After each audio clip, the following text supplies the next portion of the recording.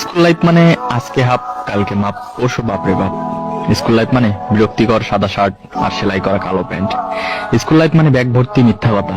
Sir বাড়ির কাজ করছি কিন্তু খাতাটা ভুলে রেখেই আসছি। স্যার বিশ্বাস করেন গতকাল আমার পেটে ব্যথা ছিল তাই স্কুল আসতে পারিনি। সত্যি স্যার এটা আমার অভিভাবকের সাইন। স্কুল লাইফ মানে একদল হারামি বন্ধু, তখন প্রেম মানে বুঝতাম A+S। আর এই কাহিনী আমার হারামি বন্ধুরা শুনলে আমার অবস্থা শেষ।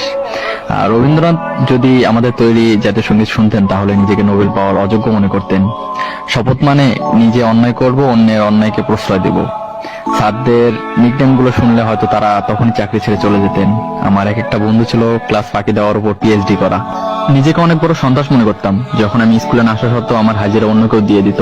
স্যারও আমাকে মারছে। স্যার কিছু না বলার পরে তাকে মারার পরে পানিশমেন্ট হিসেবে কান ধরে দাঁড়িয়ে থাকা। স্কুল লাইফ মানে নিজের ইচ্ছের বাইরে ঘন্টার পর ঘন্টা ক্লাসরুমে বসে থাকা। তখন প্রতিটা শুক্রবারকে ঈদ মনে হতো, আর এখন প্রতিটা দিনকে শুক্রবার মনে হয়, কিন্তু আগের মতো সেই ফিলিংসটা আর আসে না। হ্যাঁ আমি মিস করি, অনেক মিস করি ফেলে আসা সেই স্কুল লাইফটাকে, বন্ধু নামক কলেজের ভাইগুলোকে, আর শিক্ষক শিক্ষিকা নামক বাবা মাকে।